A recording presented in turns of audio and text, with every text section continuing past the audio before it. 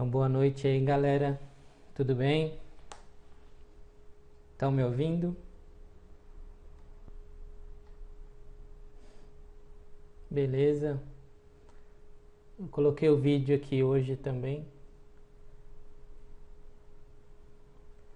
Eu vou deixar só hoje o vídeo da câmera aqui, só para vocês verem que eu existo. E não é um bot aqui. Mas aí nas outras aulas eu tiro o vídeo porque às vezes o vídeo deixa mais lento, o áudio e tal. Também nas aulas que for compartilhar o desktop, aí fica muito lento. Para quem tiver a conexão mais lenta aí fica ruim. Então só pôr no vídeo aqui pra vocês verem que eu tô aqui mesmo. Então sejam todos bem-vindos. Eu agradeço todo mundo que está aqui, todos que fizeram a inscrição. É um prazer para mim dar esse curso aqui. Essa vai ser a 5ª turma que eu já dou desse curso. Eu comecei a dar esse curso ano passado e inclusive eu ministrei o curso também no meu antigo serviço para as equipes internas de segurança, quando eu trabalhava para o governo, e também para turmas particulares, né, igual a de vocês. Então vamos lá, né, iniciar. Hoje é uma aula introdutória, não é nada de muito técnico, é mais para nós nos situarmos nessa área de malware, de análise de malware e engenharia reversa. Então é para iniciar mesmo a nossa base no assunto. Então vamos lá, né? Então, a aula de hoje, os tópicos que iremos falar são esses. Então, como eu disse, é uma introdução.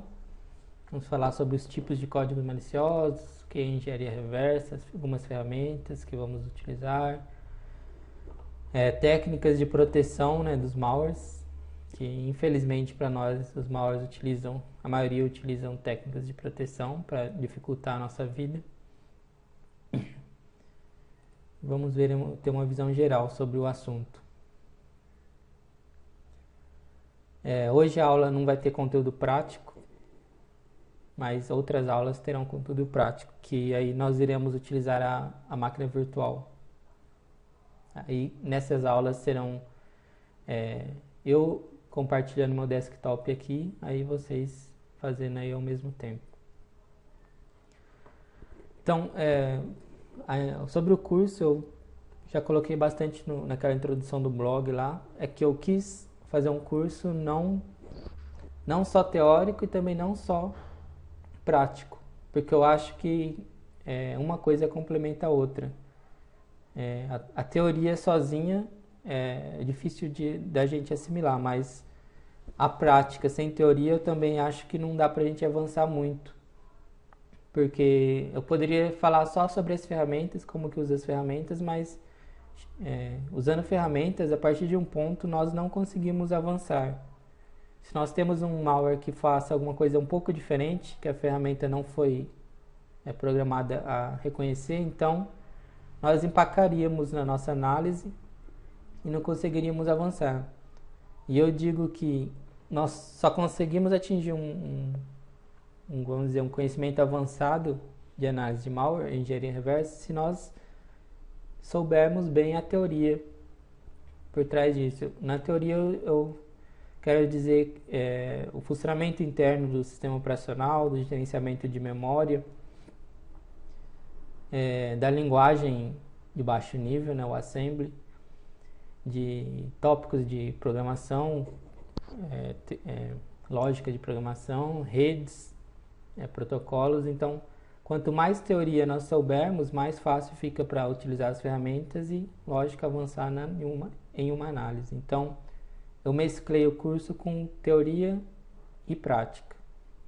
Mas tem muitos, para quem gosta mais de prática, tem muitos labs práticos que nós vamos fazer. E justamente para ver a teoria na prática, né? Assimilar melhor. E o curso ele é voltado para o ambiente do Windows somente, o ambiente de alvo, né, do malware sendo Windows, são malwares que somente rodam em Windows. As ferramentas que nós iremos utilizar também são de Windows, algumas tem para Linux também. Não é porque eu tenho alguma coisa contra o Linux não e não gosto, eu gosto muito do Linux, eu uso ele todo dia, mas é porque ainda hoje o maior alvo de malware é o Windows, né? Além do Android, que agora está bem em evidência também, mas em termos de sistema operacional, o Windows ainda é o maior alvo dos malwares, então por isso que nós temos que utilizá-lo, porque é baseado no que está acontecendo no dia a dia, que nós vamos aprender aqui. Então o termo malware, agora é a parte bem introdutória mesmo, o termo malware ele vem de malicious code, ou código malicioso, então é um software malicioso. Por que ele é malicioso? Porque ele tem intenção de fazer alguma coisa no nosso computador ou no computador da vítima que a vítima não saiba ou não autorizou. Por que ele é malicioso? Então nós estamos instalando um software no nosso computador, ou nós clicamos no link da web, pensando que esse link nos levaria para a página X que nós queríamos ver, mas na verdade ele pode até nos levar a essa página, porém, vamos dizer, por baixo dos panos ele faz algo que nós não sabemos, que nós não autorizamos e nós não temos conhecimento. Então por isso que ele é malicioso, porque ele está fazendo alguma coisa que nós não sabemos e não autorizamos. Então nós, por exemplo, instalamos um programa achando que ele é um antivírus, nós queremos que ele proteja nosso computador, porém lá no funcionamento interno dele ele tem uma função maliciosa que captura todas as teclas que nós digitarmos. Então ele tem uma atividade maliciosa dentro dele e nós não autorizamos ele a fazer isso. Então por isso que tem essa palavra malicioso, porque é todo software que faz algo que nós não temos conhecimento e nem autorizamos. Então por isso que é um malware, é um software que possui intenções maliciosas. E geralmente essas atividades maliciosas que ele faz vão causar dano para a gente ou algum tipo de prejuízo, né? Pode simplesmente, por exemplo, apagar arquivo do nosso computador sem que nós tenhamos autorizado, ou pode capturar a senha do banco e depois o cara vai lá e tira dinheiro da nossa conta. Então, essa atividade maliciosa geralmente leva a danos ou prejuízo para a vítima, né? Para quem instalou o software malicioso.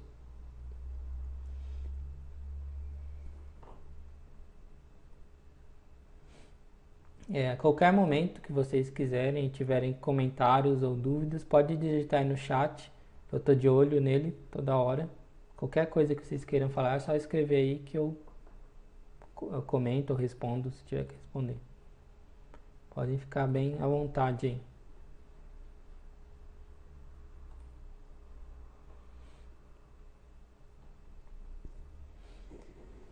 Então aqui vamos falar sobre alguns tipos, né, de códigos maliciosos. Com o passar do tempo e o surgimento dos códigos maliciosos, do malware, foram surgindo, ou os pesquisadores foram identificando características comuns para certos tipos de malware. Eles começaram a perceber que determinado tipo de malware possuía uma característica, outro tipo de malware tinha outra característica. Então os pesquisadores agruparam essas características e criaram os tipos, né, as categorias de malware que nós conhecemos hoje. Então são padrões que os malwares possuem e eles têm essas mesmas características, os que estão na mesma categoria. Só que hoje em dia essa definição já é um pouco mais difícil, porque os malwares hoje em dia são muito mais complexos e fica difícil sabermos se ele pertence a uma categoria, a outra, ou a duas, três, quatro. Então, os malwares hoje em dia eles são bem complexos e avançados e possuem características de várias categorias diferentes. Então, não compensa muito ficarmos nos apegando a essas categorias. Mas é bom saber para, por exemplo, se num artigo está falando alguma coisa, está falando sobre algum tipo de categoria, nós já sabemos sobre o que ela se trata, né? Sobre o que o artigo se trata. O fato deles ter várias características, Anderson, se atrapalha o antivírus de várias categorias? Eu acho que não. Só esse fato isolado não chega a atrapalhar, mas lógico que o pessoal, os que escreve vírus, que escreve malware, eles estão todo dia criando novas técnicas para enganar os antivírus. É um grande vilão deles. Nós vamos ver ainda hoje, aí mais pra frente, que eles têm várias técnicas para conseguir isso. As variações, como o Bruno bem falou, elas dificultam um pouquinho, né? Não é muito não, mas é um pouco a vida dos antivírus. Mas os antivírus atuais, eles têm que ter formas diferentes de detectar malware além da assinatura, né? Porque as variações são vamos dizer, uma versão do vírus um pouco diferente da anterior. Mas isso também não é tão, vamos dizer, eficiente contra os antivírus. Nós vamos falar do polimórfico daqui a pouquinho.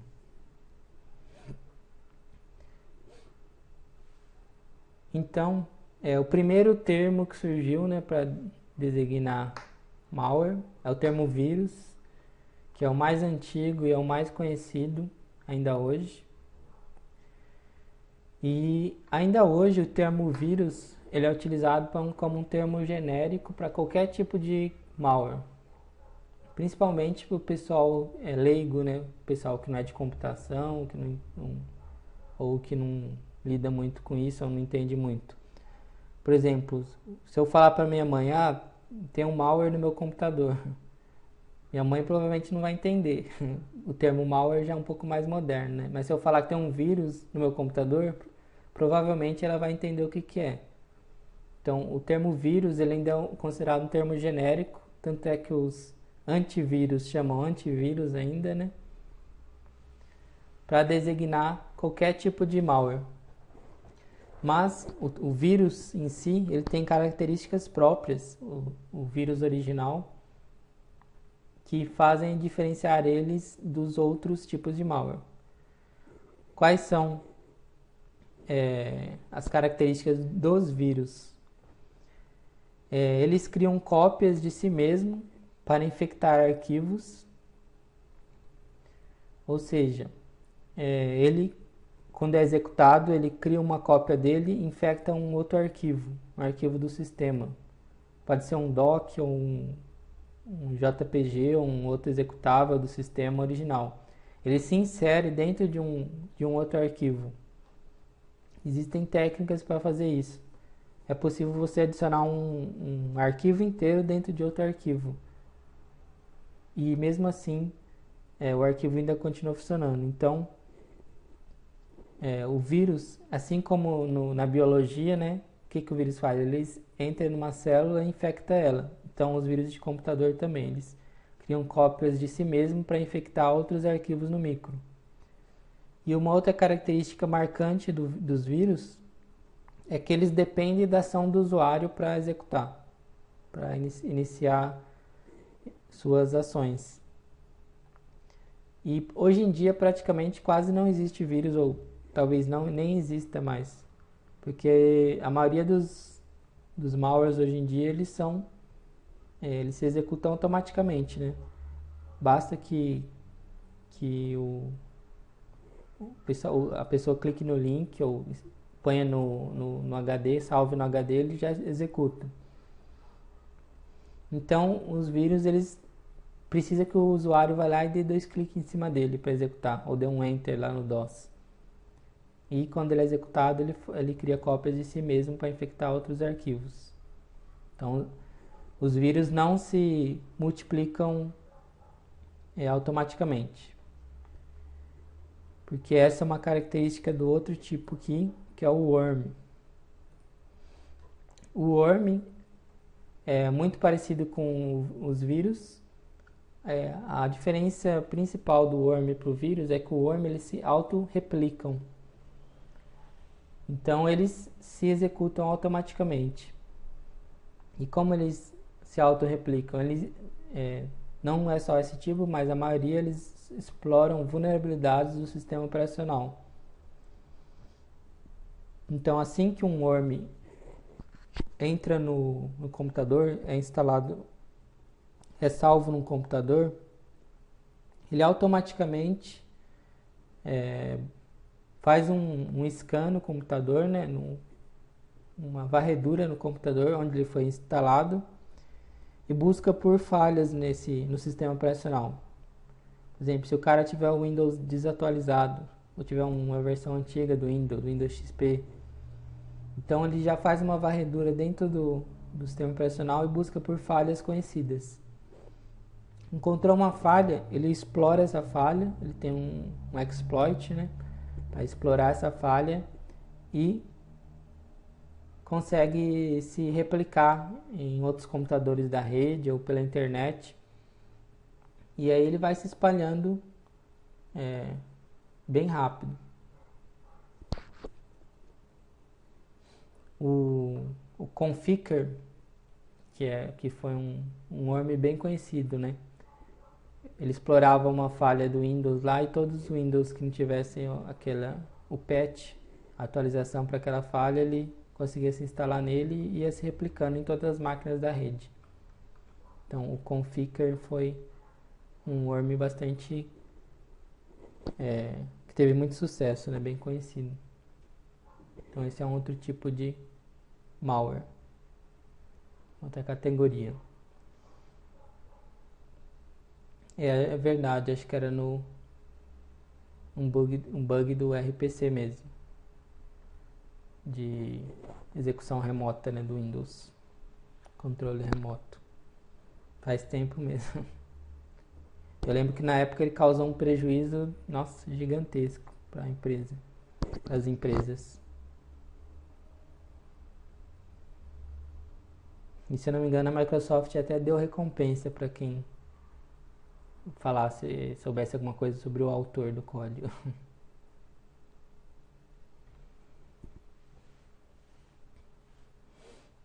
Uma outra categoria de malware são os spyware. Os spyware, eles têm a função principal de coletar dados de navegação do usuário ou do computador. Então eles ficam lá rodando e tudo que você está fazendo, se ele estiver instalado lá, ele está capturando os cookies do navegador, as URLs, os dados do computador, usuário, etc. Então o spyware ele captura, coleta esses dados e de alguma forma envia para o autor do malware, do spyware. Então às vezes acontece, instala, antigamente era mais, né, mas acontecia muito, você instala um programa, um shareware, qualquer programa e ele automaticamente instalava spyware na sua máquina para coletar os dados sobre navegação. Aí depois o autor podia vender esses dados para o pessoal que fazia propaganda, propaganda online, né? Porque ele saberia já quais sites você acessa mais, então eles poderiam exibir as propagandas personalizadas para você. O Stuxnet usou essa mesma que o Conficker também, Acho que tinha umas quatro, né? O Stuxnet explorava umas quatro vulnerabilidades. E uma delas era a mesma, né? Porque acho que até hoje deve ter sistema sem essa atualização do config ainda. Muita gente não atualiza o Windows.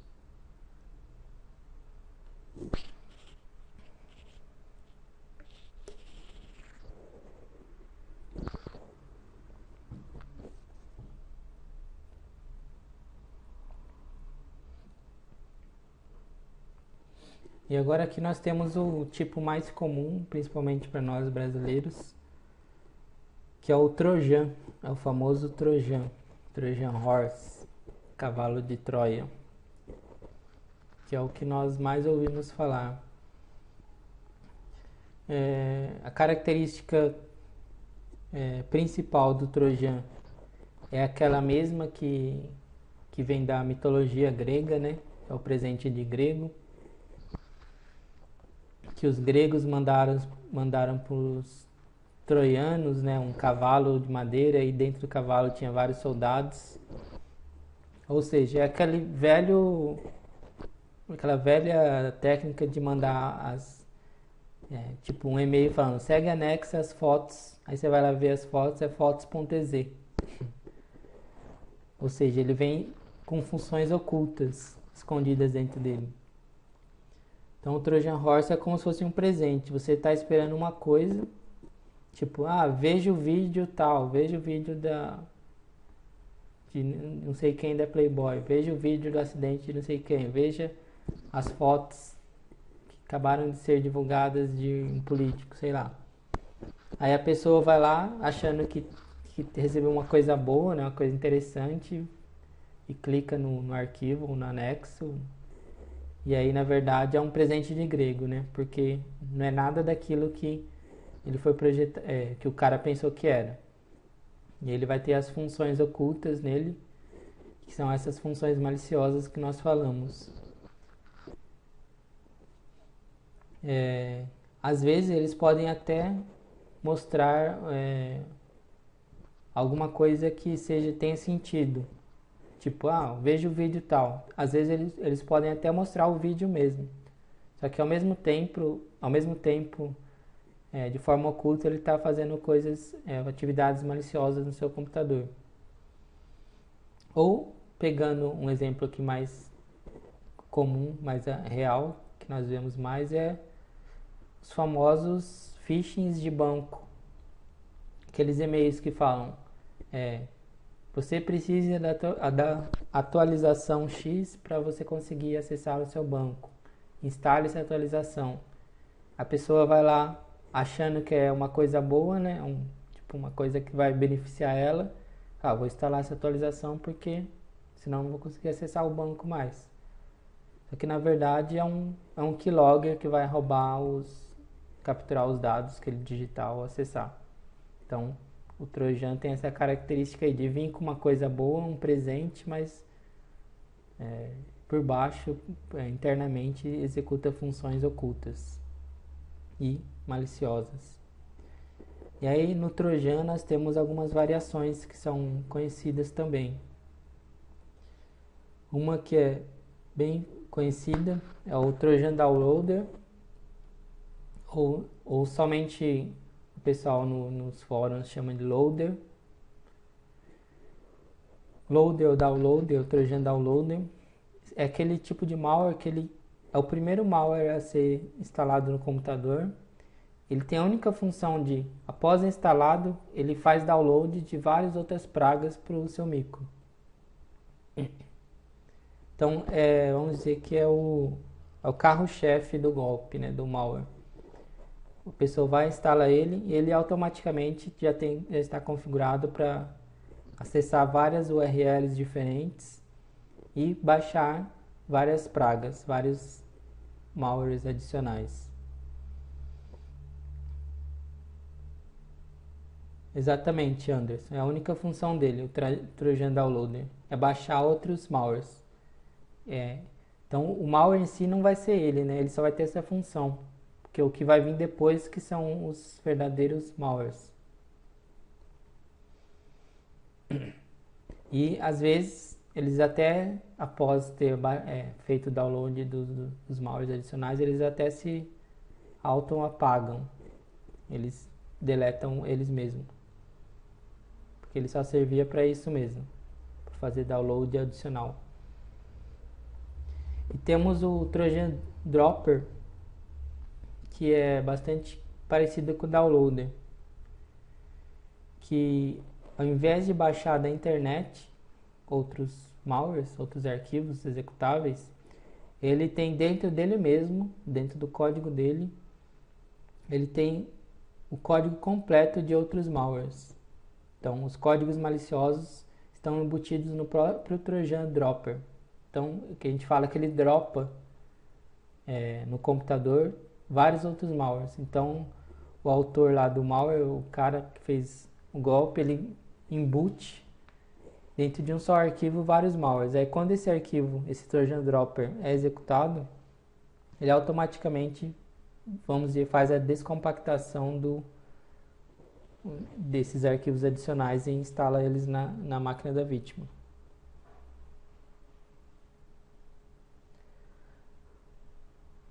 Na verdade, o Trojan Horse é um termo genérico para esses tipos de Trojan. Vamos dizer que o Trojan Download e o Dropper são variações do Trojan. Mas todos são Trojan e vamos dizer que são subcategorias. O Dropper e o Downloader são subcategorias do Trojan. Se a pessoa falar só Trojan Horse, pode ser um Downloader, um Dropper, pode ser o próprio malware já em si, que já instala na máquina e fica rodando. Então são subcategorias do Trojan. Então isso daqui é pra gente saber, se a gente ouvir falar em algum lugar Dropper ou Downloader, a gente já sabe o que é.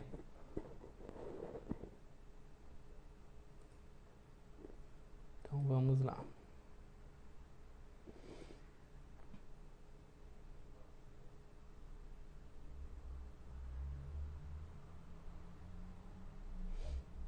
Sim, Anderson, já tem o código malicioso, o worm.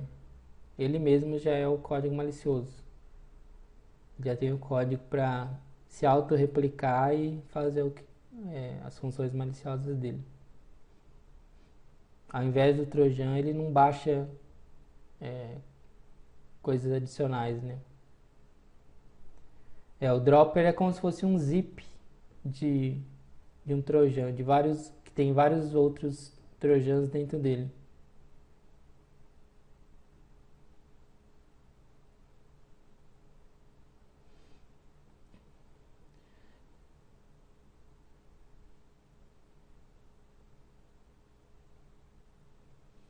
Considerar trojans que são baixados via uma lista em frame, foram injetados via módulos de baixa ou até mesmo no código da página como Trojan Downloader.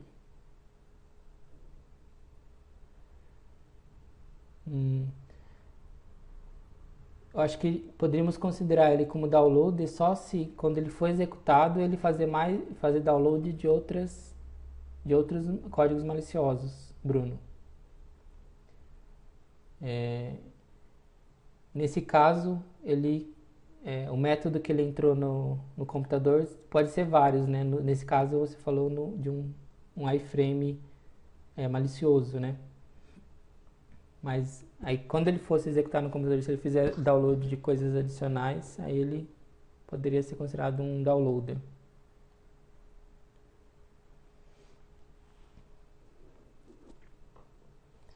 Mas, como eu disse, chega uma hora que fica difícil de distinguir, principalmente dos mais avançados, se ele é de uma categoria só, de outra, ou de todas.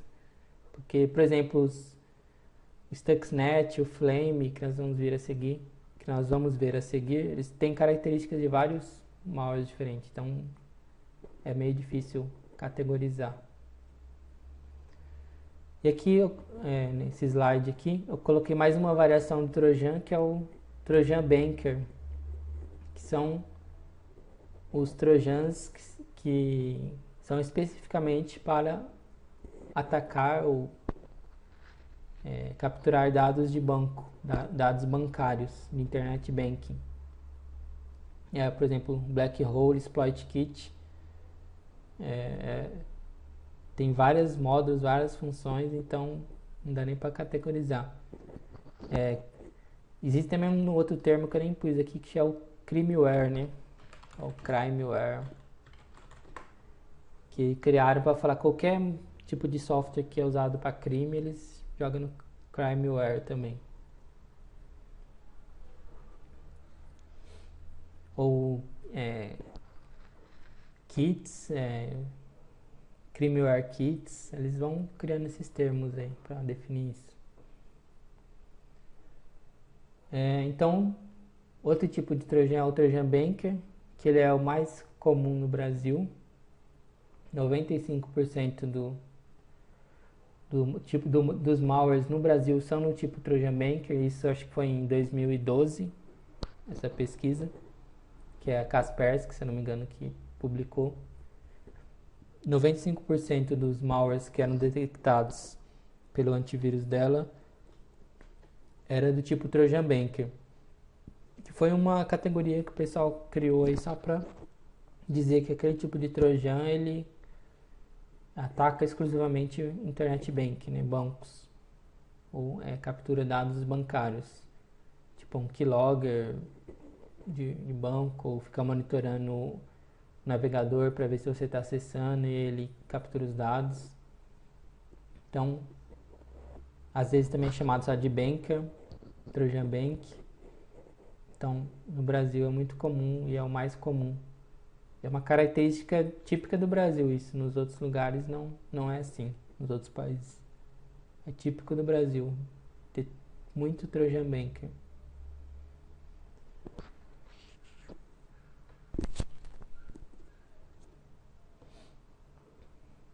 Backdoor, acho que isso daí já vem de rede, Maria deve saber já, é uma porta, né? Uma porta que o cara deixa aberta para acesso remoto. Então, é difícil ter um malware só do tipo backdoor, né? É uma porta que deixa aberta lá para ele poder acessar de novo o computador comprometido. E temos os bots e as botnets, que esses são bem interessantes também, que eles também, assim como uma backdoor, eles conseguem receber acesso remoto, mas eles têm as características de... o bot, né, em si, o bot é um malware, e a botnet é, vamos dizer, a rede de bots, né? Então, o bot, qual a característica dele? Se instalou no computador da vítima, automaticamente ele se conecta a um servidor de comando e controle, a um servidor command control. Eles, nos Estados Unidos eles chamam de C2, C2.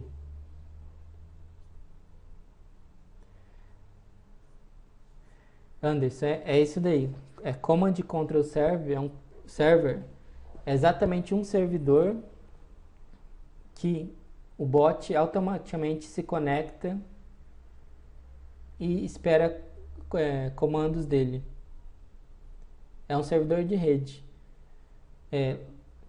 Simplificando, vamos dizer que é só um servidor, mas existem estruturas ou infraestrutura de botnets que usam vários servidores distribuídos e tudo mais, mas vamos dizer que o autor do malware, o bandido, vai lá, põe no ar um servidor no tipo mais comum e mais simples, é um servidor de IRC, IRC, se vocês se lembram do MIRC, que era bastante utilizado nos anos 90, eu acho, para chat, conversar com as pessoas por chat. Então o autor do malware coloca um servidor de IRC e deixa no ar. Aí o que os bots são? Os bots são programas que são programados.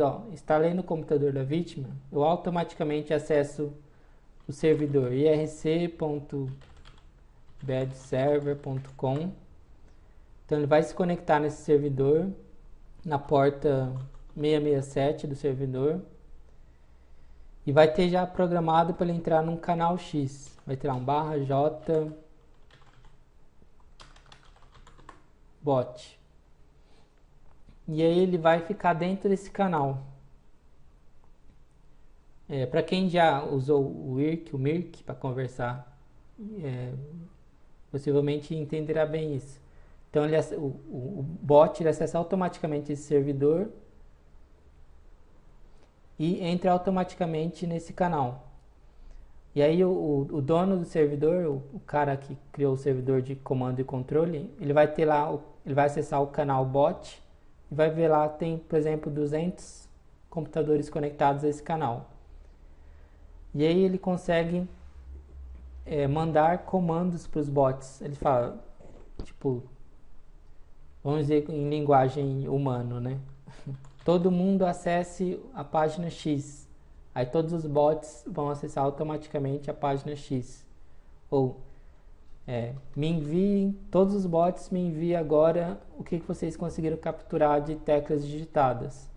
Aí automaticamente os bots que estão dentro desse canal de IRC vai enviar um log com as teclas capturadas.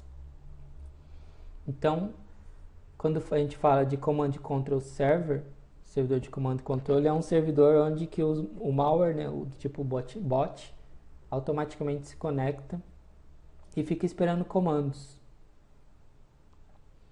O Bruno disse que a conexão pode ser feita por pull, push e egg drop. O egg drop é um exemplo. Eu não sei especificamente em detalhes esse tipo de conexão. Então, o IRC, o servidor de IRC, é só um tipo de servidor de comando e controle, mas hoje eles utilizam muito também HTTP. Como que é um servidor HTTP? O cara configura um Apache e cria um HTML dentro desse Apache com um código oculto. Lá no HTML dele ele põe uns caracteres estranhos, tipo, eu esqueci não lembro como que é o comentário em HTML, mas vamos dizer que seja isso aqui. O chat aqui tirou o maior e o menor que eu pus. Mas o cara cria lá numa página HTML, o autor do servidor, cria uma página HTML falsa, coloca um código qualquer aí. Só que o bot dele, ele está preparado para identificar esse código. Aí lá no código do bot, ele vai ter lá, acesse o servidor Apache tal endereço e procure pelo código XFDAFAF. Se encontrei esse código, quer dizer que eu tenho que fazer tal coisa agora. Se eu encontrar outro código, eu faço tal coisa. Então, de tempos em tempos, tipo, a cada 30 segundos, o bot vai tentar acessar essa página e ver o que tem lá. E aí, quando o bandido quer mandar algum comando para o bot, ele simplesmente altera a página, o código HTML da página, e aí o bot já vai saber que tem que fazer alguma coisa diferente.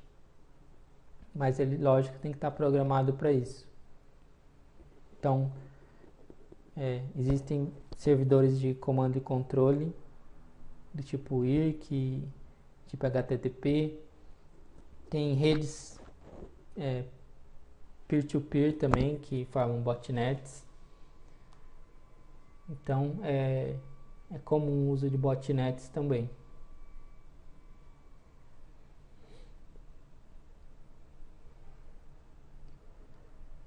Nós, no decorrer do curso, nós vamos vendo mais código de exemplo. Eu vou tentar não alongar tanto aqui, porque no curso nós vamos ver tudo isso em detalhe. E aí, eu ficar me alongando muito, talvez não dê tempo de falar de tudo. Como eu disse, é uma aula introdutória hoje. Então, outro tipo aqui é o ransomware. Ransomware, que é aquele tipo de malware que pede resgate da vítima. Ele se instala no computador da vítima, criptografa os dados. Por exemplo, criptografa todos os .doc, XLS, MP3, JPG. E aí ele mostra uma mensagem lá. Para liberar esses dados, você tem que depositar X quantia na conta tal. Ou para liberar os dados, você tem que comprar esse Viagra nessa loja clandestina aqui na web. E desse tipo aí. É exatamente, Anderson. Ele sequestra os dados. Esse sequestro de dados é criptografar os dados, na maioria das vezes. E ele não dá a chave, lógico, não dá a chave para a pessoa. E ele solicita um tipo de resgate. Pode ser dinheiro, pode ser uma compra de um produto em alguma página web. Então, eles pedem resgate. É um tipo um pouco menos comum de malware, mas vira e mexe aparece algum novo por aí. Temos também o scareware, que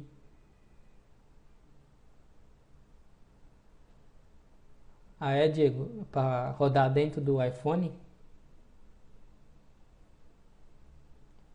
ele fazia. Nossa, no iPhone.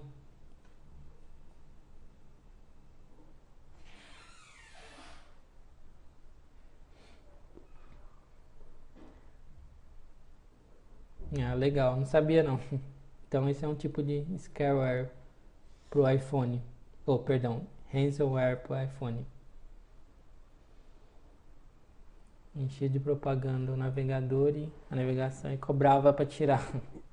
Ele cria um problema e depois pede dinheiro para desfazer esse problema. Então, que outro tipo é o scareware?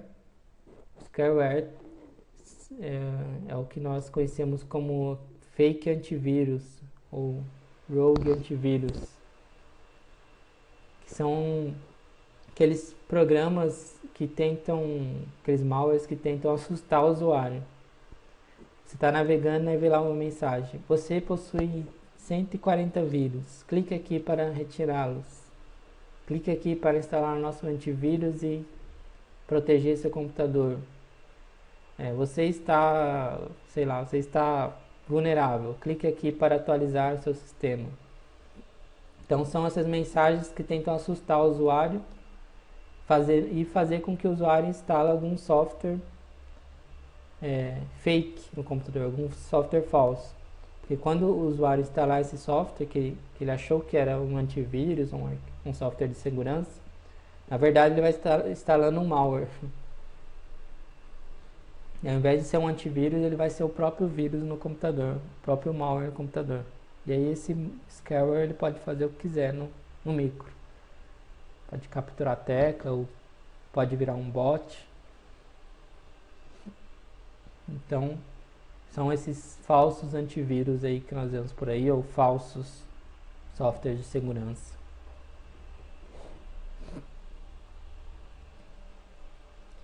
Outra categoria, temos os rootkits, que é a categoria de vírus ou de malware mais avançada que tem.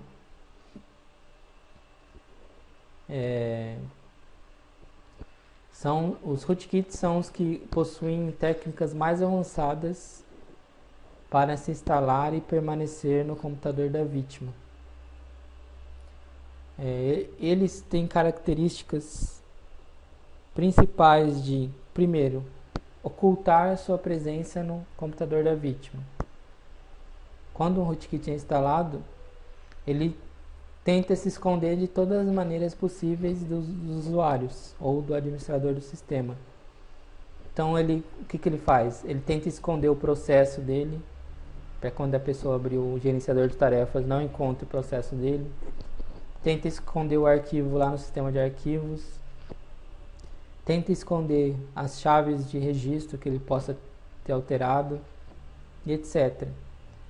Então ele tenta se esconder e permanecer a sua execução lá no sistema pelo maior tempo possível. O Bruno falou o hook. Hook é uma técnica que eles utilizam para fazer essa ocultação aí. Particularmente, para mim, as aulas de rootkit são uma das que eu mais gosto, vai ser lá do meio para o final do curso. Vamos ter acho que 3 aulas de rootkits, inclusive rootkit de kernel mode, que vamos dizer, as técnicas mais avançadas que tem nessa área, uma das técnicas mais avançadas, e é muito legal de analisar. Então, os rootkits são técnicas bem avançadas mesmo.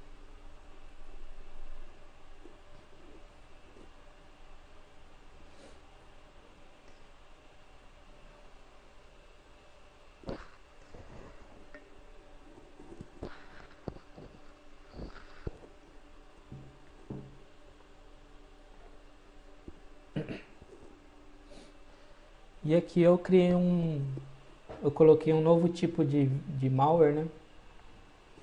Que se tornou bastante conhecido aí na mídia nos últimos anos, último ano, que são os malwares, vamos dizer, patrocinados por nações, né? Nation Sponsored Malware, que são os APTs, são os utilizados em APTs também. São tipo de malwares que possivelmente foram criados ou são patrocinados e utilizados pelos países, pelas nações. São as armas, são os tipos de malwares mais avançados que temos hoje, né? Que a Kaspersky adora, né, falar sobre isso. Tem vários posts dela sobre eles. Sai um novo, eles fazem uma análise detalhada desse tipo de malware aí. Eu acho que nós podemos categorizar esses malwares avançados de duas formas. Em cyber weapons, que são, vamos dizer, armas cibernéticas que podem ser utilizadas para uma guerra cibernética, né? Cyber war. O que cyber weapons possuem? Características: inutilizar o computador da vítima. Então, como que elas são utilizadas, por exemplo? São utilizadas frequentemente em sistemas industriais, que foi o caso do Stuxnet. Então, falar do Stuxnet. O que o Stuxnet fez, né? Segundo as notícias, né, que nós lemos. Possivelmente foi feito por uma equipe dos Estados Unidos, né? Foi feito pelos Estados Unidos em conjunto com Israel. Isso baseado nas análises, né? Não temos certeza, mas... Exato. Havia uma equipe dos Estados Unidos de vários pesquisadores e cientistas, etc. Uma equipe grande. Ficaram trabalhando vários anos em cima de um projeto de uma arma cibernética, que é o Stuxnet. E esse projeto, essa arma cibernética, tinha como alvo as usinas nucleares do Irã, ou uma usina nuclear do Irã, de enriquecimento de urânio. Então, os Estados Unidos eles queriam atrasar ou parar o processo de enriquecimento de urânio do Irã, né? Processo de criação de bomba atômica no Irã. Então, eles criaram esse malware, o Stuxnet, e criaram todo um método, uma cadeia de ações para conseguir infectar a usina nuclear do Irã. Uma vez que ele infectou a usina nuclear do Irã, lógico que a usina nuclear não utilizava a rede comum que nós utilizamos nas empresas e tal. É o sistema industrial, que era da Siemens, que controlava a rede de equipamentos industriais da usina. Então, os caras dos Estados Unidos eles estudaram esse sistema industrial da Siemens, encontraram vulnerabilidades nesse sistema e projetaram o malware dele, o Stuxnet, para explorar essas vulnerabilidades. E uma vez que eles se instalassem nesse sistema, nessa rede aí industrial da usina, ele faria com que alguns equipamentos da rede funcionassem de forma errada, de forma ruim, né? Ele alterava o comportamento desses equipamentos. Por exemplo, uma válvula ali sei lá, se a válvula abre e fecha 100 vezes por minuto, ele fazia com que a válvula abrisse 1000 vezes por minuto. Exatamente, dessa forma aceleraria os motores da usina. E isso iria executando de tal forma que a usina numa hora entraria em colapso, né? Vamos dizer que aqueceria os motores e dava um pau lá. Não sei, lógico que eu não sei especificamente nada sobre esse sistema industrial, mas a intenção era essa, sobrecarregar o sistema da usina e assim, vamos dizer, destruir o próprio sistema. E, pelas notícias, parece que ele esteve em êxito, porque parece que saiu notícia do presidente do Irã lá, o ditador lá do Irã, falando que foi atrasado, não lembro se 2 anos ou 5 anos. Todo o processo de fabricação de usina nuclear ou de bomba nuclear da Irã foi atrasado em 2 ou 5 anos somente por causa do Stuxnet. Ou seja, eles tiveram que começar a refazer várias coisas, demorariam de 2 ou 5 anos para retornar do ponto que estava antes. São as empresas que criam esses nomes aí. Elas analisam o código-fonte e aí, às vezes elas encontram alguma string que esteja presente em todas as variantes do malware. Eles falam, então esse malware vai chamar Stuxnet, ou vai chamar Duco, Flame, etc. As empresas que descobrem que põem esses nomes. O Shad Hat fazia algo, acelerava, diminuía a velocidade das centrífugas que fazem enriquecimento de urânio. Sim.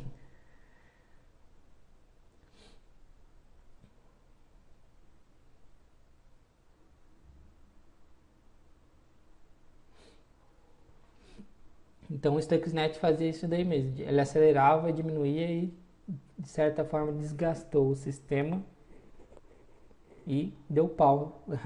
Resumindo, deu pau no sistema da usina. E aí, realmente foi um ataque bem sucedido. Então esse é um tipo de malware que não é criado por um criminoso qualquer, um bandido que quer lá ganhar dinheiro. Porque o criminoso qualquer não teria esse conhecimento, tempo, dinheiro para financiar uma pesquisa para criar um malware desse tipo. Então esses malwares são criados possivelmente pelas nações, pelos países, que alguns dizem que fazem parte de uma cyberguerra.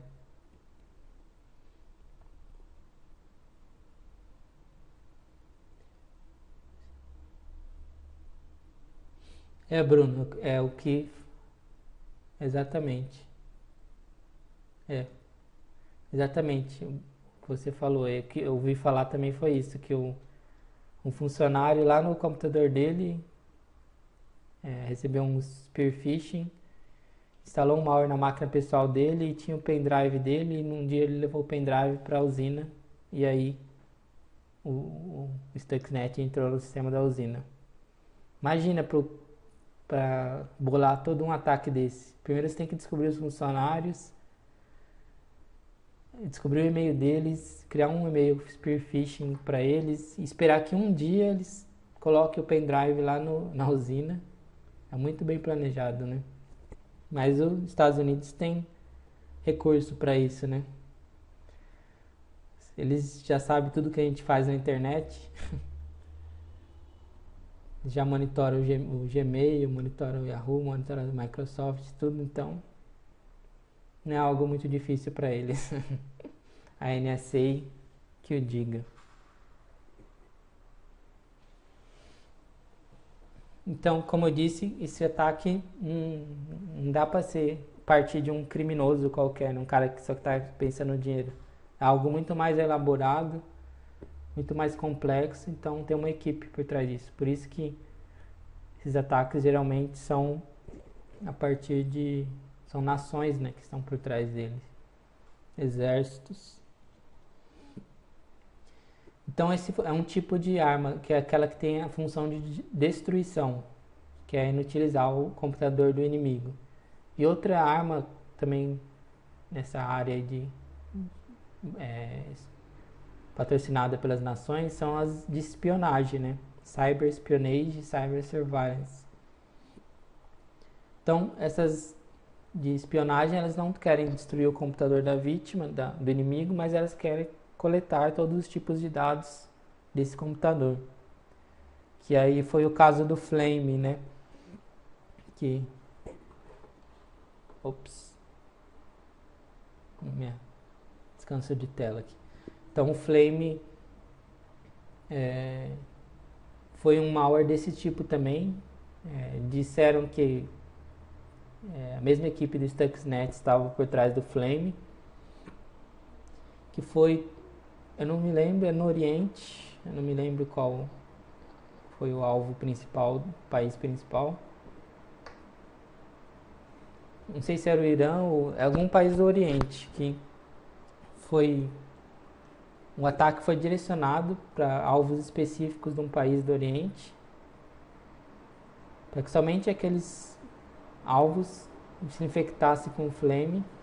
Uma vez que o Flame se instalasse no computador do alvo, ele coletava tudo que é tipo de informação da vítima. Buscava documentos automaticamente, lógico. Buscava documentos, planilhas, PDFs. Ele possuía módulos para ativar o microfone do computador automaticamente, capturar o áudio, ativar a câmera. Possuía módulo para buscar por dispositivos conectados pela USB e se encontrar, por exemplo, celulares, explorar o celular e pegar a informação do celular. Então era um canivete suíço do malware, que ele fazia tudo que é tipo de função para capturar os dados do inimigo. Então era uma ferramenta altamente avançada de espionagem que, se eu não me engano, também foi utilizada pelos Estados Unidos.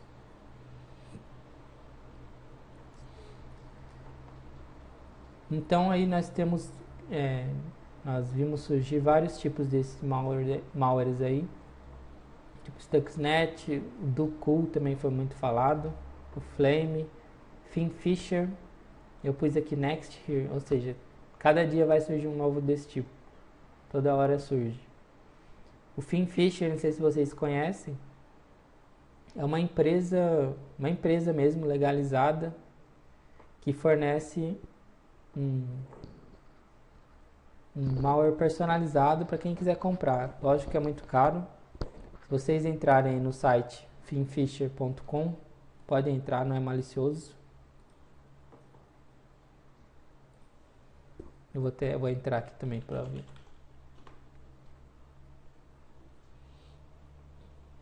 Olha lá, eu entrei aqui, Finfisher IT Intrusion. Olha lá, Governmental IT Intrusion e soluções de monitoramento remoto. Ou seja, eles fazem legalmente, é uma empresa que faz intrusão, ataque para o governo e fornece soluções de monitoramento remoto.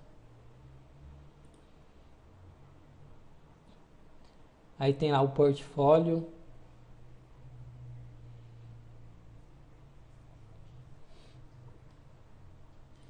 E, se eu não me engano, foi o governo da Alemanha que contratou essa empresa. É um caso que foi conhecido, né? Contratou essa empresa para criar malware, ou vamos dizer, uma solução de monitoramento remoto para investigar alguns suspeitos de crime. Mas é ilegal isso, né? Ou depende, sei lá, depende do país. O cara não sabia que estava sendo monitorado.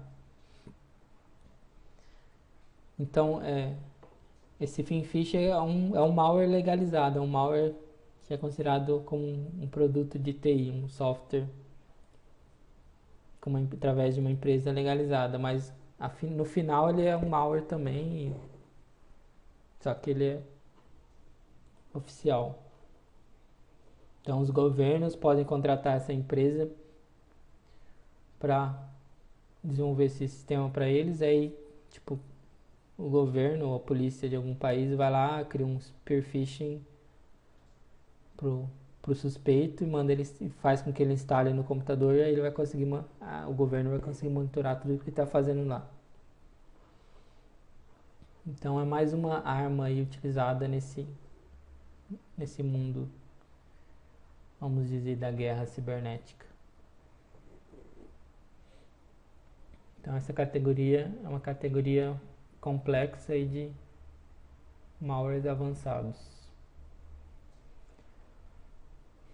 Eu não falei o termo malware, eu falei o que era, mas atualmente o termo malware, eu falo malware, é para designar qualquer tipo de código malicioso. Se eu falo malware, pode ser tanto um rootkit, uma cyber weapon, um trojan, um worm, vírus. Então malware é um termo genérico para qualquer tipo de código malicioso. Assim como muitos usam o termo vírus para o termo genérico para qualquer tipo de malware, o contrário também é verdadeiro. O malware pode ser utilizado para qualquer tipo de código malicioso. Por isso que o curso chama análise de malware, né? Que são vários códigos maliciosos.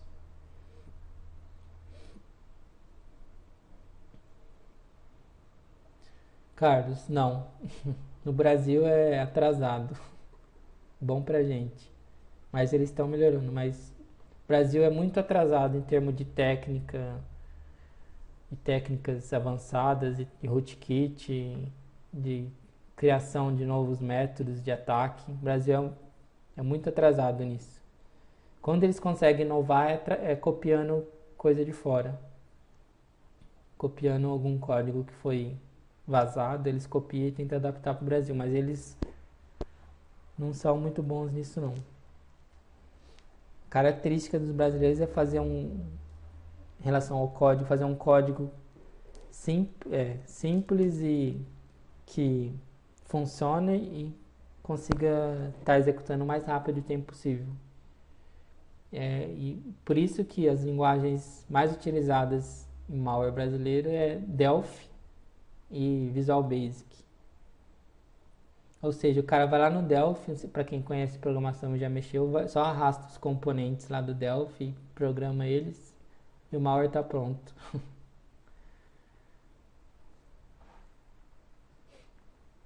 Em países mais avançados, igual a China e a Rússia, e os do leste europeu, eles programam em C, C++, então é uma coisa mais refinada. Mas no Brasil eles nem se importam com o tamanho do malware.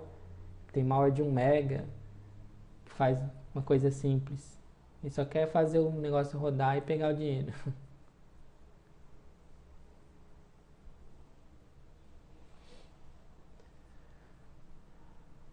Aconteceu esse caso mesmo, eu lembro também.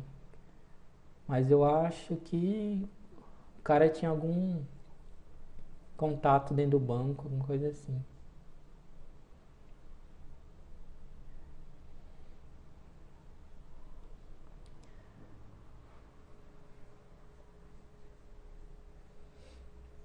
Justamente por isso, como o nível de segurança do brasileiro é ruim, então eles não se preocupam mesmo com isso, porque fazendo assim de qualquer jeito está funcionando, então para eles está ótimo. Quando parar de funcionar, talvez eles procurem melhorar um pouco. O que o brasileiro é muito bom é, lógico, na engenharia social. Nos métodos para enganar o pessoal a clicar no link ou instalar mal. O Brasil é bom nisso. Na malandragem, né? Engenharia social, o Brasil é bom. Mas eles estão melhorando um pouco. Nos últimos anos eles estão vendo o que está acontecendo lá fora e estão melhorando e tentando melhorar as técnicas, tipo usar botnet, usar exploit kits. Até 1 ano, 2 atrás não existia nenhum exploit kit, nenhum brasileiro usava exploit kit. Eles nem sabiam o que era isso. E isso daí já era usado há muitos anos no exterior. Agora eles estão ficando mais de olho no que está acontecendo lá fora para copiar aqui. Estão se reciclando.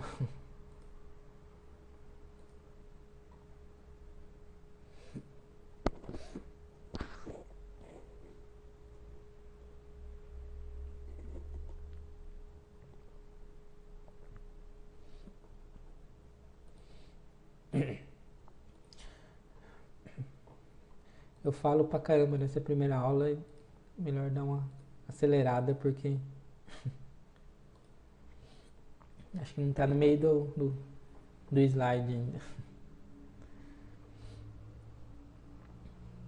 Então aqui eu coloquei as fraudes, né, também, não são malwares especificamente, mas são tipos de fraudes que estão relacionadas com os malwares. São os golpes que estão relacionados e nós vemos muito aí acontecer. Tipo de fraude, o farming. Farming é quando é utilizada alguma técnica para redirecionar o usuário para páginas falsas. No Brasil isso é bem comum. Isso também é uma característica do Brasil. Característica forte do Brasil, que é, por exemplo, aquele alterar o arquivo hosts do Windows. Não lembro se é hosts ou host só. E fazer com que, quando a pessoa tentar acessar um site de um banco, redirecione para um site falso. Então, é alterar o DNS da pessoa, né? As requisições de DNS. Então, isso é chamado de farming. E também o que foi criado no Brasil, não sei se vocês conhecem, vocês já viram, é aqueles .pack. Aqueles scripts de configuração de proxy que colocam nos navegadores das vítimas. Inclusive as empresas usam. Exatamente, Bruno. Isso foi criado por brasileiros, ou seja, é uma técnica simples, mas funciona no Brasil. É o jeitinho brasileiro que eles encontraram para aplicar os golpes. Que o malware vai automaticamente configura um script de proxy automático no navegador da vítima. E aí o que esse script faz é redirecionar o acesso do navegador para sites falsos, sites maliciosos. Então, se a pessoa acessasse o site do Banco do Brasil, por exemplo, ia ter lá no proxy uma entrada falando: se for Banco do Brasil, redirecione para o IP tal, que era um site falso. Então, são os famosos .pack que eles colocam lá no navegador da vítima. E parece que isso daí foi criado no Brasil, e alguns outros lugares estão começando a adotar essa técnica também, na América Latina. Tá vendo? O Brasil está exportando ideias. Temos o phishing, né? Que é muito conhecido, o phishing scam. Somente phishing.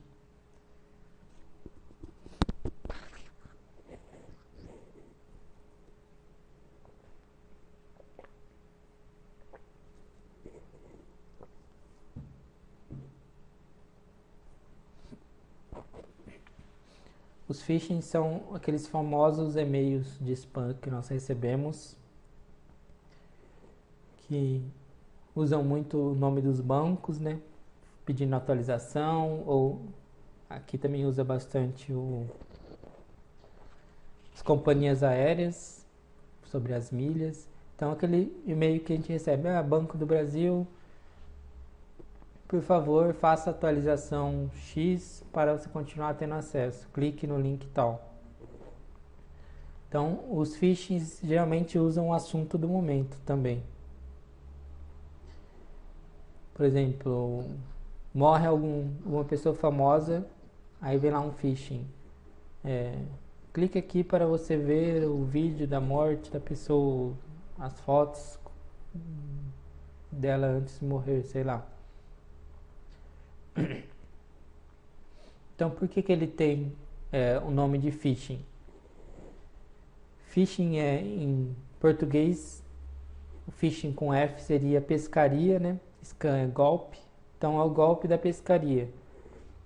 o cara, o Fisher, o spammer, ele pega uma lista gigante de e-mails, endereços de e-mails, e manda o e-mail falso para toda essa lista.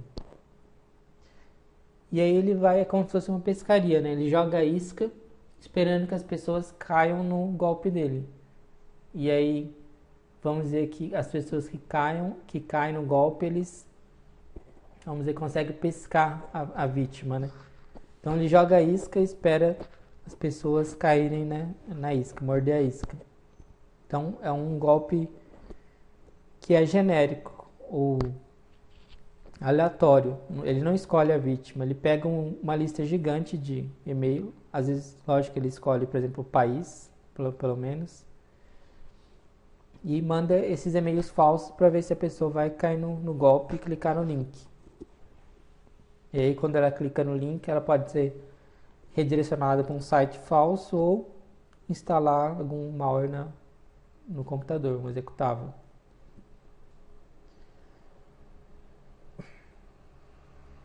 E aí, nós temos uma variação do phishing, que é o chamado spear phishing. Por que tem esse nome? Seria a pesca com arpão, a tradução do termo. Porque não é um golpe aleatório ou genérico. O spear phishing é esse mesmo e-mail aí de golpe, só que ele é cuidadosamente criado e direcionado para pessoas específicas. Então, é um ataque, é um golpe específico, que tem um alvo específico. Esse alvo pode ser funcionários da empresa X, pode ser, por exemplo, funcionários do setor financeiro de uma empresa. Então, o atacante vai lá, pesquisa tudo sobre a empresa antes, pesquisa quem trabalha para a empresa, consegue o e-mail da empresa, e aí cria um e-mail com um texto convincente, por exemplo, falando: por favor, acesse a planilha anexa para verificar se nossas vendas de junho estão no nível adequado. Ou, por favor, verifique o anexo para me passar o orçamento do pedido X. Então, é um golpe altamente direcionado que tem as vítimas certas. Por isso que vem o nome pesca com arpão, né? Porque a pesca com arpão, ele é uma pescaria direcionada. O cara vai lá com arpão e quer pegar um peixe específico. Diferente da pesca genérica, que ele joga a isca e espera alguém cair na isca. A diferença entre spearfishing e phishing é que o spearfishing é direcionado com... Anderson, é isso. Às vezes não pode ser só uma pessoa. Às vezes é um departamento de uma empresa ou às vezes é uma empresa específica. Mas ele é direcionado. Não necessariamente só para uma pessoa. Talvez por algumas pessoas que trabalham num setor específico da empresa.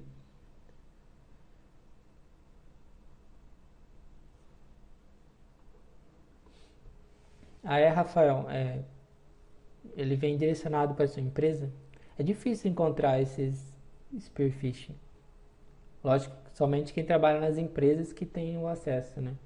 Porque como ele é direcionado, ele não vem para qualquer um, não vai vir na minha lista genérica de e-mail lá. Então, é legal analisar esses casos específicos. Tem foto ainda? Um caso que ocorreu, aquela empresa de certificado de segurança, RSA, que fornece os certificados de segurança, a empresa americana, ela foi invadida justamente através de um spear phishing, né? Começou o ataque. Que o atacante, descobriu o e-mail de alguns funcionários da empresa e mandou o e-mail só para esses funcionários, um e-mail com um texto convincente. Eu não lembro o que era, mas acho que é alguma coisa falando de planilha, tipo assim, veja a planilha de as vendas, ou sei lá, alguma coisa assim. Por favor, abra a planilha anexa, se passando talvez por algum superior da pessoa, o cara pesquisa tudo antes. E aí o funcionário tipo assim, o e-mail era muito convincente e tipo, usando o nome de um superior, então o funcionário foi lá e abriu o anexo. E geralmente esses anexos são documentos maliciosos. Aí no momento que ele abre o anexo, era um arquivo do Excel malicioso, aí automaticamente o arquivo tinha um exploit que explorou uma vulnerabilidade do Excel e instalou malware no computador da empresa. E aí, a partir daí, ele fez a festa, o atacante, né? Conseguiu se conectar, invadir e roubar várias informações. Então, muitos dos ataques desses chamados APTs, esses ataques direcionados, eles se iniciam com um spear phishing. Esse phishing direcionado aí. Anderson, nesse caso o antivírus não conseguiu parar o ataque. Porque os antivírus, eles só conseguem funcionar na maioria das vezes, para os malwares que eles conhecem, né?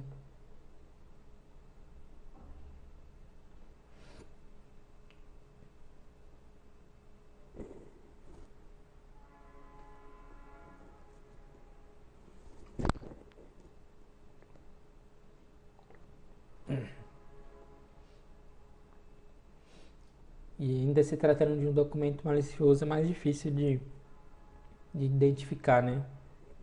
Geralmente as pessoas, elas têm medo de abrir executável, né? Mas vê um ponto .doc, um ponto .xls, então é bem um golpe bastante efetivo.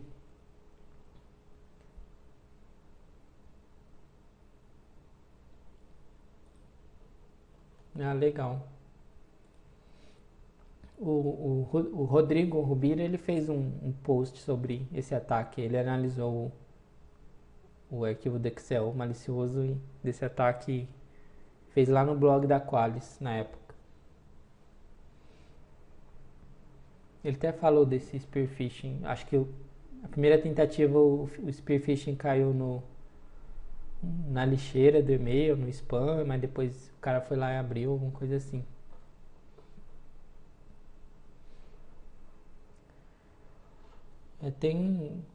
Vocês sabem que, lógico, o protocolo SMTP de envio de e-mail, ele é possível fazer um spoofing dele, né? Dá pra gente se passar por qualquer e-mail. Inclusive tem um site, eu não lembro o nome aqui. Alguém deve saber já. Tem site que você digita lá todos os campos do e-mail, tipo, de quem, de tal e-mail, servidor e tal. Você se passa totalmente pelo e-mail da pessoa. Então é muito fácil fazer um e-mail falso de um diretor de uma empresa, de um chefe de um departamento, falando pro subordinado fazer alguma coisa. Isso é um ataque altamente efetivo, né? Tem sim, se eu não me, deixa eu ver se eu acho aqui. É fake mail, mas eu não lembro a URL exata. Aqui eu achei já. Eu já usei para testes. Quando alguém fala para testes, já sabe.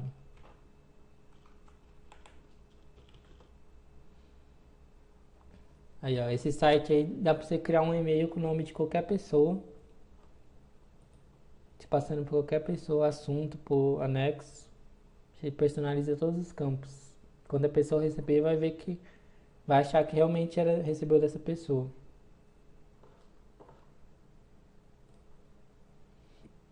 Então isso para um spear phishing é uma mão na roda.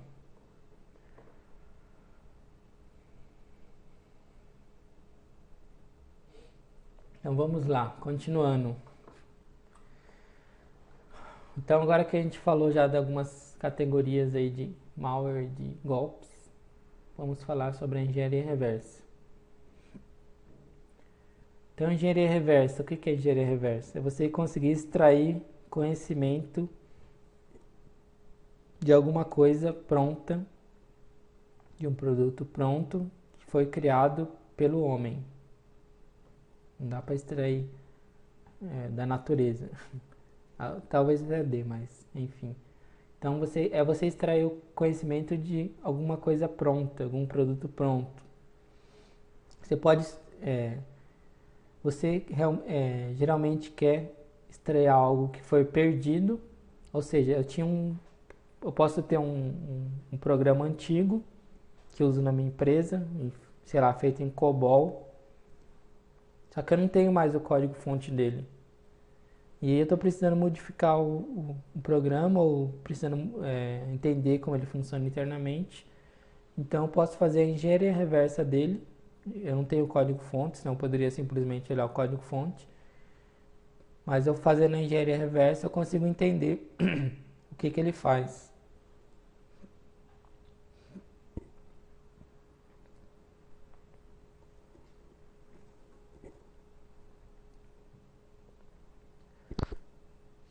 Então, ou na maioria das vezes nós não temos acesso a algo, mas nós queremos descobrir, obter informação sobre o produto em si. Por exemplo, nos malwares nós não temos acesso ao código-fonte que foi utilizado para gerar um malware, foi utilizado para compilar o malware. Mas nós queremos entender como ele funciona internamente. Então, por isso, nós fazemos a engenharia reversa. A engenharia reversa ela é muito utilizada para descobrir segredos dos concorrentes. Em qualquer área, não é na área de malware não, só na área de malware e nem só na área de software. E eu tive um exemplo prático disso quando eu comecei a trabalhar muitos anos atrás. Meu primeiro emprego eu trabalhei numa indústria de calçados, no setor de criação de calçado. Eu trabalhava com o CorelDRAW desenhando calçado. Mas aí tinha lá os modelistas de calçados, né? Os caras que criavam os calçados. E o que eles faziam? Eles visitavam feiras em vários países, compravam os calçados das concorrentes, tipo da Nike, Reebok, etc. Traziam esses calçados novos para o laboratório da fábrica e desmontava o calçado inteiro do concorrente. Ia lá, ia tirando peça por peça do calçado, tira a língua, tira a sola, tira o bico, etc. E por que eles faziam isso? Para entender como o calçado foi construído, né? Como que ele foi produzido. Então assim eles conseguiam entender e depois copiar. Eles faziam igual e criavam um modelo igual, parecido do calçado da concorrente. Então, em vários segmentos de indústria eles fazem isso. Os chineses são especialistas em fazer isso, né? Eles copiam qualquer coisa. E o que eles devem fazer? Pega o iPhone e vai lá, o iPhone recém-lançado, desmonta tudo, vê como foi projetado as peças e faz igual. Então, essa desmontagem de algo que está pronto para entender como que funciona, ou como que foi projetado, é a engenharia reversa. Então, na engenharia reversa de malware, especificamente, nós dissecamos o malware, né? Nós dividimos o malware parte a parte, olhamos internamente para ele e nós tentamos entender suas funcionalidades. Nós pegamos, por exemplo, um trecho de código específico do malware, nós tentamos entender o que aquele trecho faz. Então, nós vamos separando código por código, trecho por trecho, e descobrindo o que cada pequena parte dele faz, e até que no final nós conseguiremos entender o que o malware faz em sua maioria, quais são suas funções principais. Se nós fizermos uma engenharia reversa completa para descobrir tudo que o malware faz, todas as linhas de código, isso aí demoraria muito tempo. Mas existem várias técnicas e métodos e ferramentas que nós conseguimos usar para entender as funções principais do malware. Então são as funções internas dele. E para realizarmos a engenharia reversa de malware, é necessário que nós tenhamos conhecimentos e habilidades específicas. Por exemplo, quem tem conhecimento de redes, de funcionamento interno do sistema operacional, de programação, de alguma linguagem de programação, de forense, computação forense, o que mais? De programação baixo nível, ou seja, essas áreas aí, quem tiver conhecimento disso ajuda muito na análise de malware. Você já vai te ajudar muito. Mas se você não tiver nesses conhecimentos, não tem problema também não. Porque eu pus aqui entre parênteses, o principal que nós devemos ter é a curiosidade, é a vontade de entender como algo funciona. Porque se nós tivermos a curiosidade, é só nós irmos atrás do conhecimento que nós encontraremos. Eu comecei a mexer com isso através da curiosidade. Curiosidade de saber como funcionavam os golpes, quem estava por trás deles e como que funcionavam os malwares. Então, se você tiver curiosidade, vai conseguir avançar bem nessa área aí.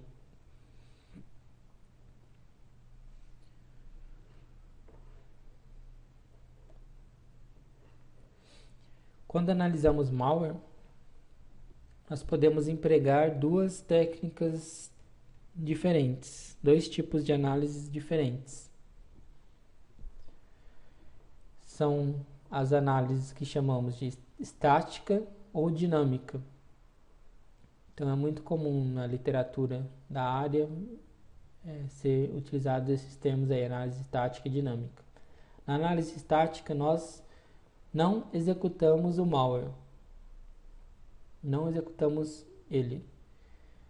Nós usamos ferramentas para analisar ele estaticamente.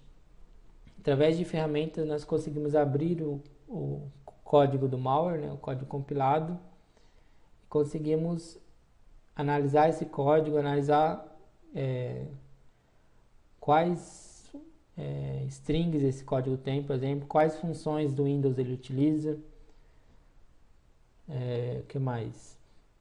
O arquivo executável, quais seções ele tem, conseguimos saber se ele tem alguma proteção ou não. Então a gente consegue fazer análise estática sem executar o malware, que é o diferente do que nós vemos aí nessas sandbox, nesses sites que nós enviamos um arquivo suspeito, eles fazem análise. A análise estática ela exige conhecimentos mais avançados, desses conhecimentos que eu falei, de sistema operacional, linguagem de baixo nível, etc. Então ela é mais trabalhosa, que é basicamente você pegar um executável, abrir ele num disassembly, aí vai ter a listagem lá da linguagem assembly, e aí você tem que ler as linhas do código, os trechos de código para entender o que ele faz. Então para fazer isso nós não executamos o malware. E na análise dinâmica ao contrário. Essa sim, nós executamos o malware e analisamos o comportamento dele. Análise dinâmica também é chamada de análise comportamental. Aí sim é aquela máquina virtual que nós temos várias ferramentas dentro dela, nós ativamos as ferramentas e clicamos 2 vezes no malware para executar. Aí o malware vai fazer o quê? Várias alterações no sistema operacional, possivelmente vai acessar a rede, vai criar arquivo, etc. E aí, depois de um certo tempo, nós paramos o malware, ou ele pode ter parado já automaticamente. E aí nós olhamos os relatórios das nossas ferramentas para descobrir o que ele tentou acessar na rede, qual arquivo que ele criou no sistema operacional, qual chave de registro ele adicionou, etc. Então, na análise dinâmica, nós executamos o malware. A análise dinâmica era uma análise mais fácil de ser automatizada, tanto é que existem várias sandboxes ou vários sites que oferecem o serviço de análise dinâmica. Por exemplo, o Threat Expert, o Anubis, o Vírus Total tem isso agora também, que ele utiliza a Cookie Sandbox. Então, Existem várias sandboxes que você, tipo, é como se fosse jogar o arquivo dentro de um sistema, deixa ele fazer o que ele quiser fazer lá e depois você pega os resultados, os logs das ferramentas. Exato, Bruno. O ObjectDump é uma ferramenta de análise estática do Linux, né? A única coisa que ele faz é exibir o código do executável em assembly. E aí nós temos que analisar o assembly para entender o que ele está fazendo. E no Windows a ferramenta mais conhecida para análise estática é o IDA, né? O IDA Pro, que é o disassembler. Então uma análise ela complementa a outra, a estática complementa a dinâmica. Não dá para falar que uma é melhor que a outra.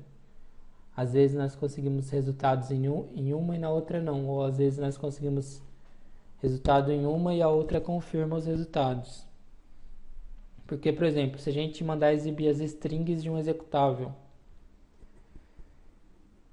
beleza, lá dentro é uma string falando com o endereço de e-mail, por exemplo, sei lá, bandido@gmail.com. Não é porque a gente achou uma string com um e-mail que quer dizer que o código do malware vai usar esse e-mail. Esse e-mail pode ser justamente lá só para enganar a gente, está lá. Pode ser um fake para enganar nós. Então, através da análise dinâmica, se nós monitorarmos o ambiente de rede, nós conseguiremos descobrir se em algum momento o malware vai enviar uma mensagem para esse e-mail, né? Porque aí nosso sniffer de rede vai pegar essa comunicação. Então, a análise estática ela nos deu uma pista, mas nesse caso específico ela não confirmou. A dinâmica confirma que nós encontramos na análise estática. Então a análise estática ela é mais difícil e mais demorada de fazer. E a análise dinâmica é mais rápida. Mas nós vamos ver sobre as duas análises no decorrer do curso. Técnicas e métodos das duas análises.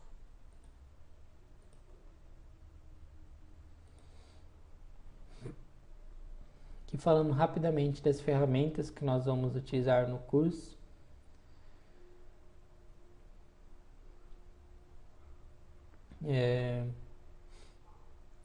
Eu coloquei aqui as ferramentas separadas por categorias e pus o nome delas. Então, não existem muitas ferramentas próprias para análise de malware, projetadas especificamente para isso, mas nós temos várias outras ferramentas que foram projetadas com outros propósitos e são úteis na análise de malware. Por exemplo, um disassembler, ele não é só para análise de malware, ele funciona para fazer o disassembly de qualquer executável. Mas na análise de malware isso daí é bem útil. E no decorrer do curso nós só vamos utilizar ferramentas gratuitas, não existe nenhuma ferramenta paga que nós vamos utilizar. Então são todas ferramentas que é só fazer o download e usar. Algumas são free, algumas são open source e outras são fechadas, mas nós conseguimos utilizar gratuitamente. Então o primeiro tipo aqui, primeira categoria de ferramenta que eu coloquei foi a categoria de identificadores de arquivos. Esse tipo de ferramenta é para a gente obter um perfil inicial do arquivo. Quando a gente recebe um malware, nós não sabemos nada sobre ele, um arquivo, um executável.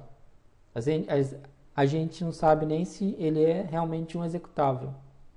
Então nós precisamos obter um perfil inicial do arquivo para saber se ele é um executável, para saber se ele possui alguma proteção, para tentar descobrir o compilador que foi utilizado para criar o arquivo, etc. Então existem algumas ferramentas que fazem esse perfil inicial de um arquivo e nós vamos utilizar bastante elas. Então aqui como exemplo eu pus algumas, o PID, esses aqui são os nomes das ferramentas, o exeinfo.pe, o RDG e o próprio comando file do Linux. Algumas ferramentas são mais, vamos dizer, undergrounds. Elas são, às vezes, os próprios antivírus pegam elas como se fossem malware. Mas aí nós vamos utilizar ela dentro da máquina virtual e não vai ter problema.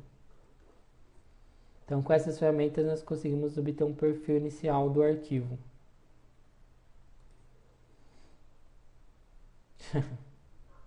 O RDG acho que também.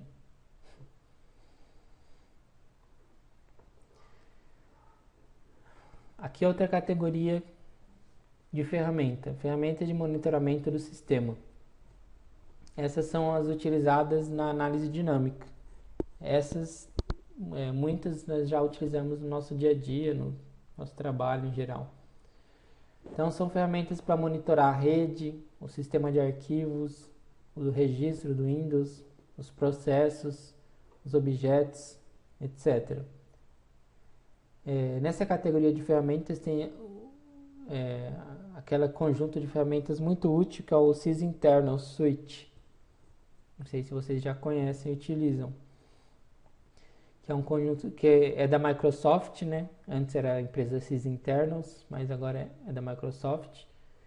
São ferramentas gratuitas que é fornecida por download, que dentro desse conjunto aí, essa suite de ferramentas, tem várias ferramentas muito úteis. Então aqui eu dei o exemplo do Autoruns, que é da sysinternals, Process Explorer. O Autoruns é para mostrar tudo que inicia com Windows, Process Explorer é para mostrar os processos que estão executando, como se fosse um gerenciador de tarefas mais poderoso. Process Hacker, que é uma outra ferramenta para monitorar processos. Process Monitor, que nós vamos utilizar bastante também, que monitora os processos, registra o sistema de arquivos, mostra tudo o que está acontecendo em tempo real. O Regshot, que é para monitorar o registro, alterações no registro do Windows e sistema de arquivos. TCP/View, conexões TCP/IP. E o Wireshark, que é altamente conhecido, que é para monitorar a rede, sniffar a rede. Também tem outras ferramentas, quem, por exemplo, está acostumado a usar o TCP/Dump, pode utilizar e fica o gosto de cada um. Mas essas são as que nós vamos utilizar no curso. Outra categoria de ferramentas são os disassemblers. O que os disassemblers fazem?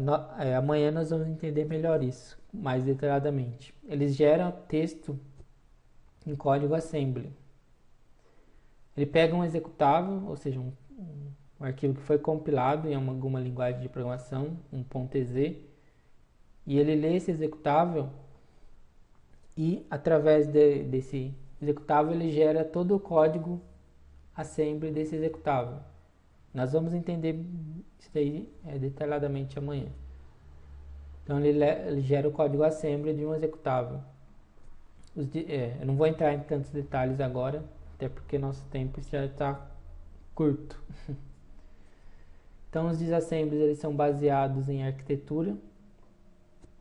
Cada processador tem um disassembler específico. E o disassembly mais conhecido e utilizado em análise de malware é o AIDA Pro, que ele possui a versão paga e a versão free. Mas no nosso curso nós só vamos utilizar a versão free. E ela já supre bem as nossas necessidades. Outro tipo de ferramenta são os debuggers. Com os debuggers nós conseguimos observar os programas e o que eles estão executando no ambiente. Isso, Anderson. O AIDA. Pelo menos é assim que eu vejo o pessoal falar. AIDA Pro.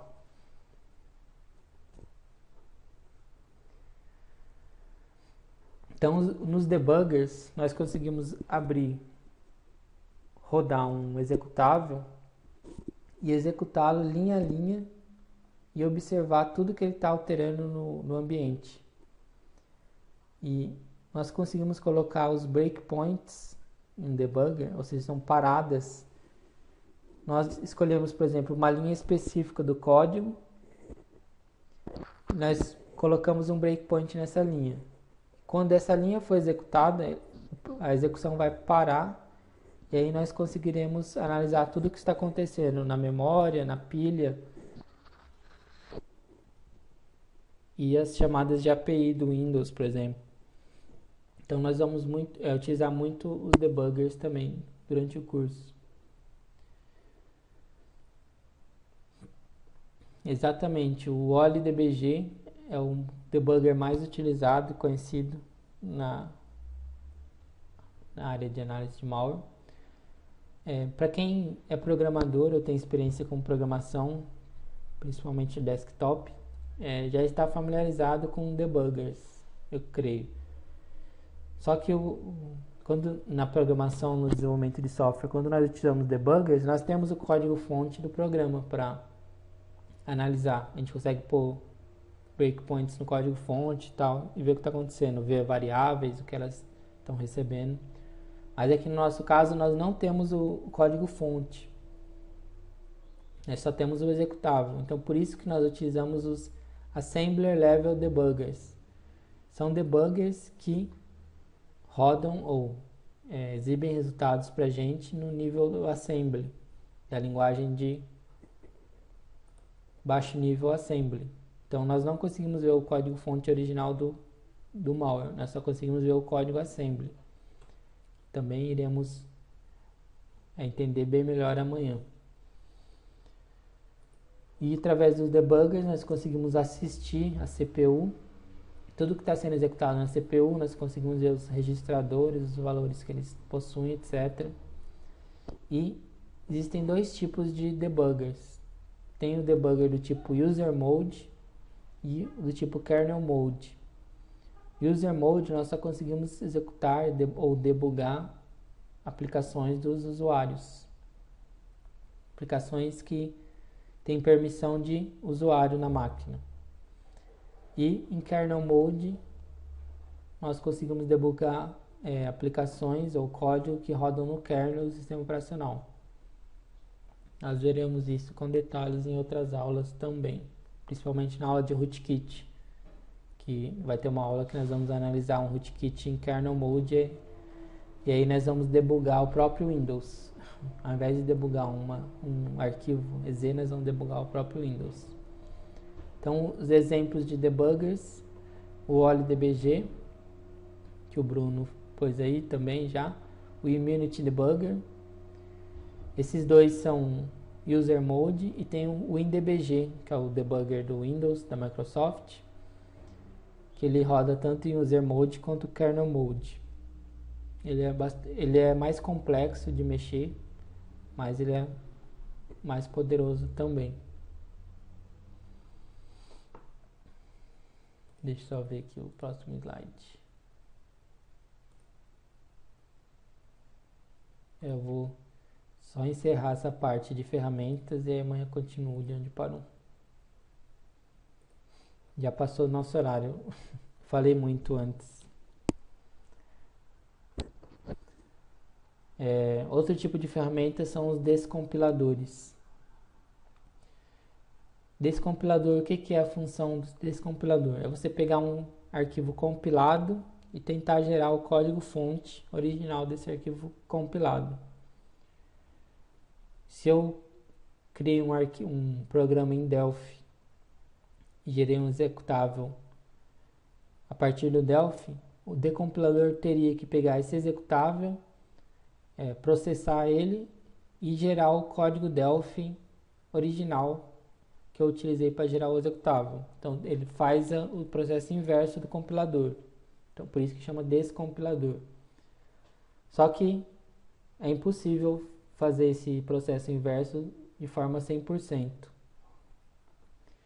Isso, Anderson. A intenção, vamos dizer, utópica dele seria gerar o código-fonte de novo, mas não existe nenhum que faz isso. Porque o processo de compilação é um processo que há perda de informações.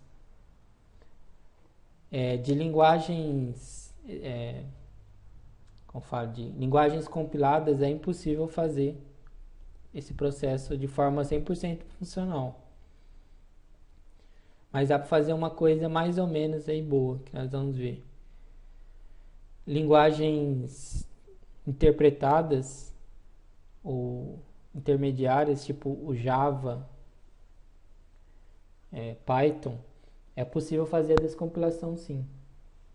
Elas não são compiladas, então é possível fazer. Nós veremos em detalhes isso daí também. Como eu disse, não dá para fazer perfeito, mas os descompiladores eles conseguem fazer mais ou menos, ajudar um pouco na análise. Por exemplo, o DD, esse primeiro descompilador que eu pus aqui, é um descompilador para Delphi. Ele não consegue recuperar todo o código do Delphi, mas ele consegue recuperar algumas coisas, tipo nomes de componentes, nomes de formulários, os próprios formulários do Delphi ele recupera, nomes de botões, etc., procedures.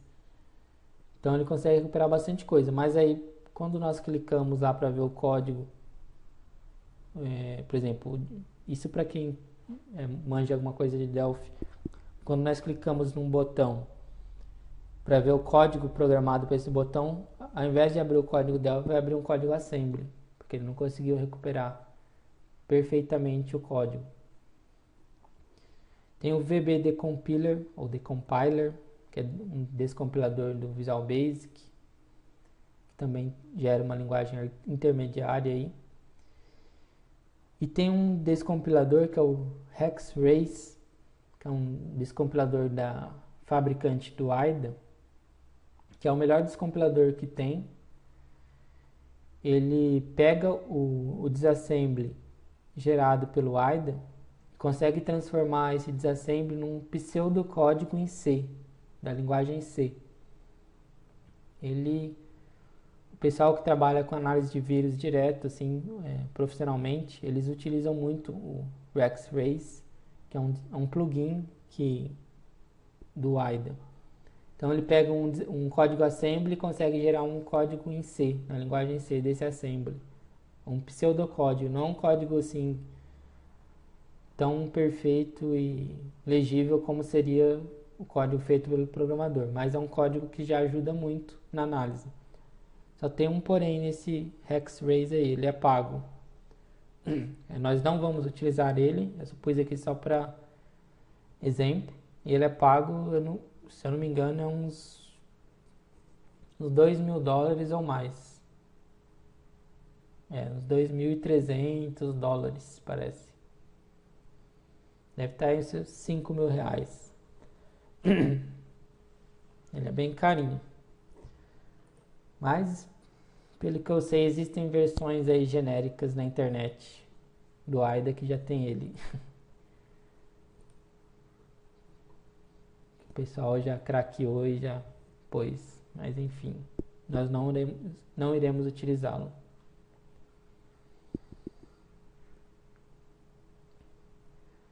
Um outro tipo de ferramenta são ferramentas relacionadas a forense de memória, né? Memory Forensics. São ferramentas para lidar com a memória física do computador, que é a memória RAM. Essas ferramentas são úteis para retirada de proteções. Nós vamos ter uma aula sobre isso também. Por exemplo, um malware pode ter a proteção contra a engenharia reversa. Pode ter um packer, uma proteção qualquer contra a engenharia reversa. Nós, analisando estaticamente, não conseguiremos entender nada do código. Porém, na memória, esse código ele vai estar sem a proteção. Então, aí nós poderíamos pegar a memória do processo e fazer o dump e depois analisar essa memória. Então, essas ferramentas de análise de memória podem ser úteis para retirada de proteções. E essas ferramentas elas podem ser classificadas em dois tipos. Tem ferramentas para captura da memória e ferramentas para análise da memória. Tem algumas que só fazem uma função específica e tem outras que fazem os dois. Alguns exemplos de ferramentas aí dessa categoria são, por exemplo, o LordPE, que ele permite que nós pegamos a memória de um processo específico e salva no disco. Tem um kit aí da Moonsols, Windows Memory Toolkit, também serve para fazer o dump de memória. Tem o Memorize, que é a ferramenta de análise de memória, e tem o Volatility, que é talvez a ferramenta mais conhecida para análise de memória. Nós vamos usar o Volatility em uma aula para fazer a análise de uma memória, de um dump de memória. Nós vamos ter uma aula específica só de análise de memória. O headline a gente não vai chegar a utilizar. Questões de tempo. E aqui eu listei ferramentas diversas que são úteis também para análise de malware. Tipo o CFF Explorer, que é uma ferramenta para analisar as estruturas do arquivo PE. Dependency Walker, que analisa as dependências de DLLs que o arquivo tem. Os editores de hexadecimais, aí vai qualquer um da preferência da pessoa. O Import Hack, que é uma ferramenta para reconstruir a tabela de imports de um arquivo. Nós vamos utilizar também na aula de Unpacking. PE-View, para análise das estruturas do arquivo PE. Resource Hacker, ferramenta para analisar a seção resource de um arquivo, que nós veremos também. A ferramenta Strings, que lista todas as strings de um determinado arquivo. FakeNet, que é uma ferramenta bastante útil, que ela simula um ambiente de rede, ela cria uma rede falsa no micro, e aí nós conseguimos logar tudo que o malware está fazendo na rede sem habilitar a rede verdadeira para ele.